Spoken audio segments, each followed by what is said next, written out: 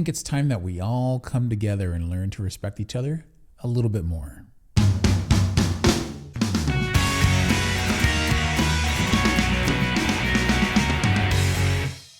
Hey, what's shaking, bacon? My name is Bruno Panucci. I hope you're doing well.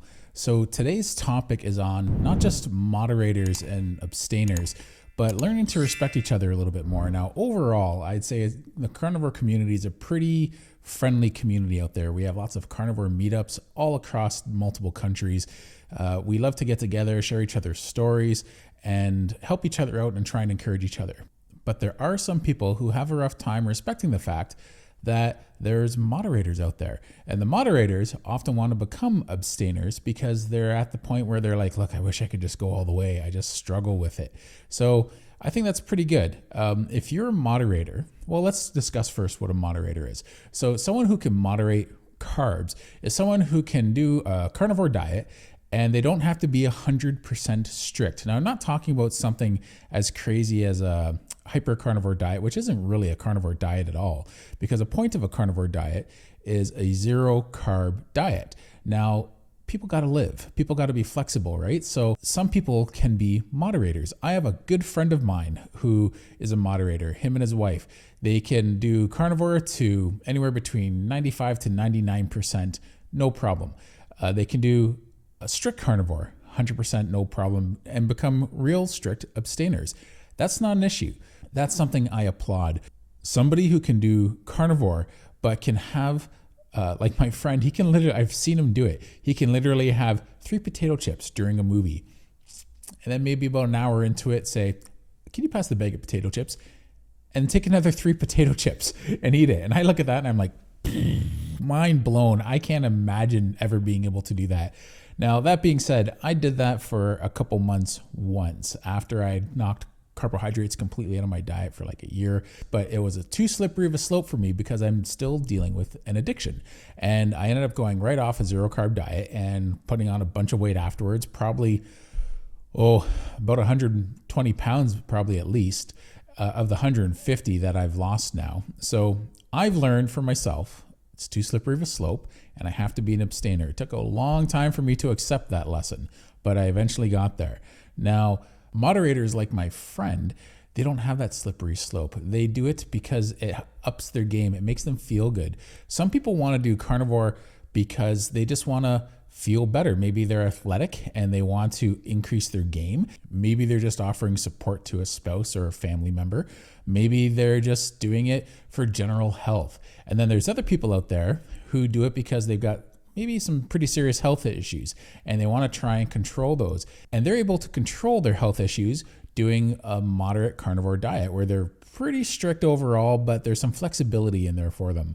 And then there's other people like myself who have to abstain. I just can't have anything, not a lick, taste, or bite of anything off a carnivore diet because I know myself, I'll just give in. And for any of you out there listening to this thinking, oh, give me a break, right? Like, so what? It's just a carbohydrate. It's just a bit of a treat, even if it's a vegetable or fruit. Like, really, aren't you making more of this than it really is? Well, you know what? You're not in my shoes. I've been there and I've tried it, and I tried it for years to be a moderator. I just can't. I tried moderating portion control. I tried moderating frequency, the duration in which I was eating these foods. So sometimes I'd have it for a short while. Sometimes I'd have it for a long while. I would try it lots of different ways over and over and over again. And the fact is, I learned I'm an abstainer. I can't moderate because I just give in. And when I give in, one slice of pizza isn't enough. I have to eat till I'm stuffed. Same with ice cream, same with junk food of any kind. That's why I have to be an abstainer. So that's my personal story. Now, a lot of people can relate to that. They have that same problem with carbohydrates as well. And they're trying to get to that point where they got to cut that last little bit out. They're struggling and they're going up and down, and they're just having a hard time getting over that hurdle. Or maybe they get over it and after a while they allow themselves a little treat and then they kind of go back to square one. And you know what? If you're really good, if you're being honest with yourself first and foremost, and you're being really good with this, well, I don't see what the problem is. I wish I was a moderator. I know other carb addicts that wish they were moderators, but the fact is we know we're abstainers and we can't go down that road. Should we judge those people because they can do that and think they're not doing real carnivore? No, I kind of respect them for being able to do that. So we got to keep in mind, not everyone has to be as strict as some others. If you can be an abstainer, great. For whatever reason you're an abstainer, go with it, run with it. And maybe you can help other people out who are trying to be abstainers themselves. But like my friend and his family, if you can moderate and you can do carnivore 95 to 99%, and you can have a little bit of this or a little bit of that as a little treat every now and then, why not? Life is worth living. And if you can do that, that's great. I can treat myself in other ways. So that's not a problem for me. So you want to find your tribe. You want to find people out there who are carnivore, but maybe not just carnivore. If you're an abstainer, you might want to find a strict zero carb group, a group that is, say on Facebook, that is a group of people who are trying to be or are as strict as possible. If you're a moderator and you join one of those groups, you might get a bit of flack doing that because you might post something that's off a carnivore diet and everyone else will be like, hey, what are you doing? So I had a Facebook group for a while. It was really there just for a challenge I was doing last year. And a lot of people joined. It was pretty neat. Something like 1,200, 1,300 people joined. But it was there for a specific strict challenge. So in that group, I made it clear not to post anything off of this challenge because I didn't want to trigger anyone who is struggling with carbohydrates or carbohydrate addiction. There was an example of a group that did not favor anyone who is trying to moderate. I said you could join the group if you're a moderator, just don't contribute with anything off of the plan. So I wasn't being judgmental towards these people, but I wanted to keep it strict for the people who are struggling. Now there's other groups out there who are pretty lenient and flexible, and maybe you might want to join one of those if you're a moderator, because you might find other carnivores out there who are at the same level you're at. When it comes to influencers, anyone from the doctors down to long-term carnivores or short-term carnivores, you might want to find someone who is at your level. So for me, I'm an abstainer and I've been a strict carnivore for well over 2 years. I tried moderating carnivore for a few years before that. So there's a lot of moderators who were carnivore and they say they're carnivore and they've been carnivore for years, but they're not strict. Does that mean they haven't been carnivore for the last number of months or years that they've been moderating? No, I think you're still a carnivore, but you just have more flexibility, whether it's your choice or not. There's more flexibility in your carnivore diet. So I started doing carnivore in 2018 and I started zero carb eating back in the winter of 2013-14. So it was October 2013. That was the first time I actually went on a zero carb diet. And the point of that diet was every week I was reintroducing a different vegetable so that I could build up a tolerance, and they were trying to teach us to moderate carbohydrates. So it was zero carb, so I was allowed to have lettuce as an example, and I was allowed to have after a week like peppers and onions, and every week they were introducing other foods low on the glycemic index. So the nice thing about that was there was a bit of flexibility, and I did it for a year, and then I crashed after a couple months of ending that diet. And ever since I tried chasing that because I felt so good on it. The problem with that way of eating for me was it was virtually zero fat and zero carb. So I went into rabbit starvation. I was cold all the time. I was tired all the time, but I couldn't nap through the day. I was only getting 4 hours of sleep a night. It was torture, but I had tons of energy, so it wasn't healthy to maintain. And it ended up causing, I think, some metabolism damage for me. So now I'm at this point where I've lost 150 pounds and I've hit this plateau, and this plateau is right around the weight where I stopped doing that way of eating. So I think there's something else going on here related to that damage I caused almost 10 years ago. That was a bit of a rant, but what we want to do is learn to respect other people's position because we're not all in this race along the same level.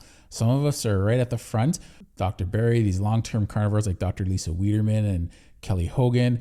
Then there's others of us that are behind. And whether we're behind in education or whether we're behind in experience or whether we're behind at the level of carnivore that we're doing, we're all running the same race. And I want to make sure that we're all as kind and flexible to each other as possible without the judgment. Now, you can't always get along with other people on a personal level. That's fair. But as far as carnivore goes, we want to try and make sure that we're not judging other people that aren't at our level or category. We want to encourage all of us out there who are trying to do a carnivore diet. Now, I have to admit, I struggle with that term hyper-carnivore diet because I don't think it's a carnivore diet at all. It's a clean diet. I think it's great for anyone who wants to do that way of eating, but the point of a zero carb diet is to try and be as close to zero carb as possible. That's what a carnivore diet is. And a hyper carnivore diet has a lot of meat in it. The fats are all animal fats, so that's good. But there's something like up to 30% of your calorie intake or food intake can be fruits and vegetables. Well, I wouldn't call that a zero carb diet because you're still getting a third of your calories or food intake from fruits and vegetables. So is it a clean diet? Is it a clean way of eating? Absolutely. Is it carnivore? No, because the whole point of a carnivore diet is being zero carb. Now, I'm not judgmental about that. If people do that and they feel better, all the more power to them. But it's not a carnivore diet just because it has the word carnivore in it. So we want to be clear about our definitions and what we're calling carnivore diet. You know, when someone's trying to reach 100% and maybe they're falling short, maybe they're going on and off the wagon, maybe they're doing carnivore diet 6 out of 7 days a week. Well, you know what? I call that person carnivore because you work 5 days out of 7 a week as an architect and the other 2 days of the week you're not an architect. Does that mean you're not an architect? No. So if you're doing a carnivore diet and you can moderate 5 to 7 times a week, or you can do a carnivore diet all day long and you like to have a glass of wine at the end of the day, and you're healthy and you can manage that and it's not causing any difficulties or side effects for you, all the more power to you. So in conclusion, let's be a little more understanding of each other and let's try and help each other out as we all strive to get health. The reason why we're all here is we want to get healthier. We're one big tribe and we're divided into lots of little tribes. Some of us are strict carnivores. Some of us are long-term carnivores. Some of us are moderators. Some of us are ketovores. Some of us are doing keto. Some of us are doing keto, but the fats are all coming from animal fats. There's lots of different versions out there. And the thing is, we all want to come together. We all want to support and help each other. So thanks a lot. I appreciate you watching this video and listening to me rant about this topic. If you have any questions or concerns or you appreciate this video, give it a thumbs up and subscribe. I'd really appreciate it. Thanks and take care.